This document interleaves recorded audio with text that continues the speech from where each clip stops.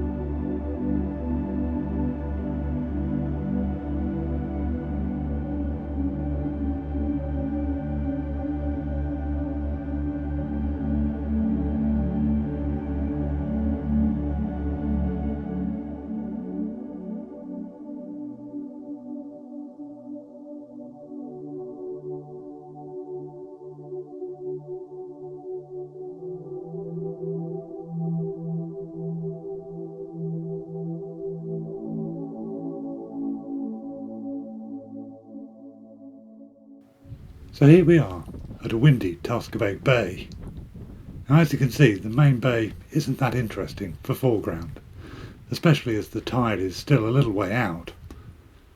But there's more interesting rocks and foreground over to the left of the bay, which is where I'm going to head to. Now before I reach the rocks, there's a small stream that I have used as foreground, but today there's not much water in it. And there's also loads of seaweed and flotsam, which is a bit messy. So I'm going to head over to the rocks to see whether there are any compositions to be had.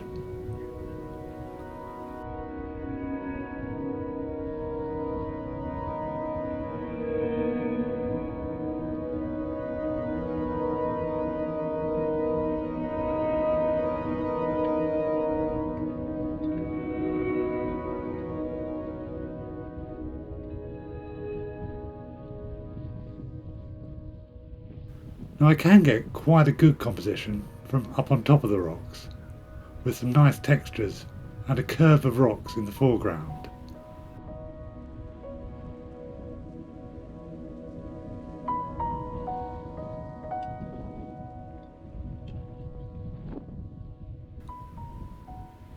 And while I'm waiting for the tide to come in to get this shot, the wind picks up and my GoPro takes a dive to the ground.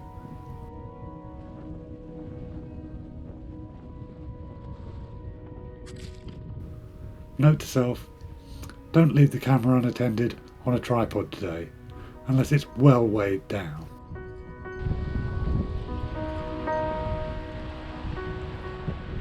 With another rain shower coming in, it's time for a cuppa, to wait for the wind and rain to die down a bit.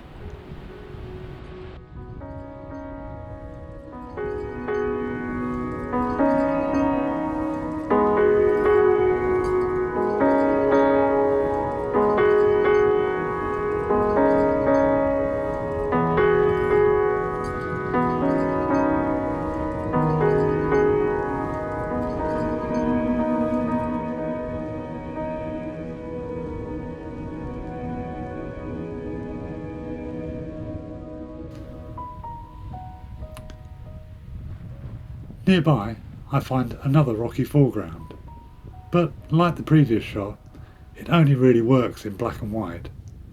And also, whilst the composition is okay, the line of rocks points slightly too far to the right, and the sea and waves just aren't that interesting. So the search for a better foreground goes on.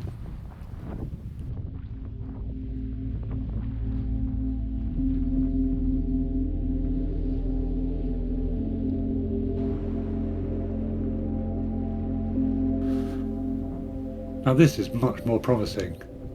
there's a patch of amazing blue-green algae just near the water. Now, with the sun behind me, my shadow is going to be a problem, but hopefully I can either find a composition that avoids my shadow, or I can just wait until the sun goes in, which won't be that difficult.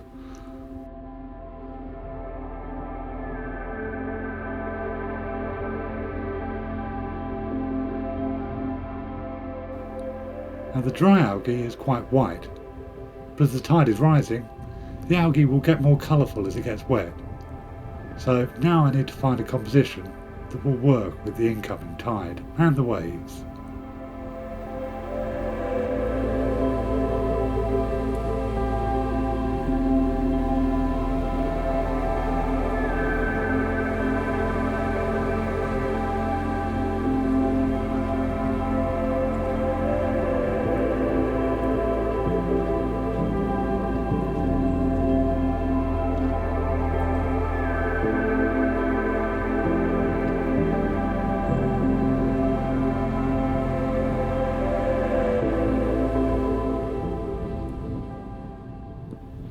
Now this area looks really promising, so I set up, add a polarizer to cut through the glare and sheen of the water, and which will reveal the colours underneath the waves.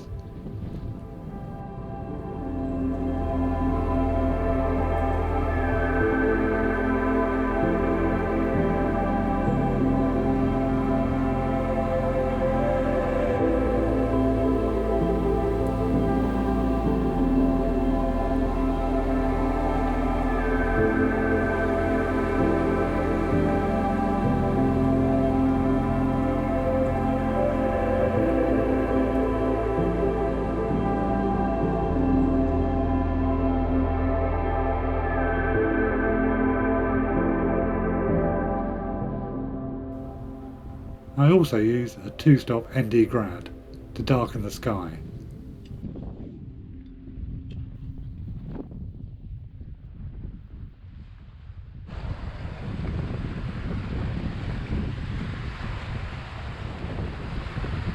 And now it's just a case of waiting for the right light, the tide and the waves, so the elements all come together.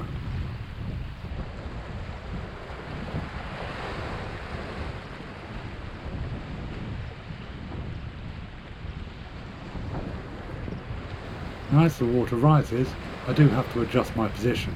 Well, that's fine, and do have to change my compositions. Now, changing the camera from landscape to upright allows me to make more of the foreground colours. And I also choose to add a 5-stop ND filter to get a much longer shutter speed, because the waves just aren't that interesting today, so I'll smooth those out a bit and get a bit of blur in the water. Now all I have to do is endure a few more rain showers, and finally I get an image that I'm really happy with, making it all worthwhile.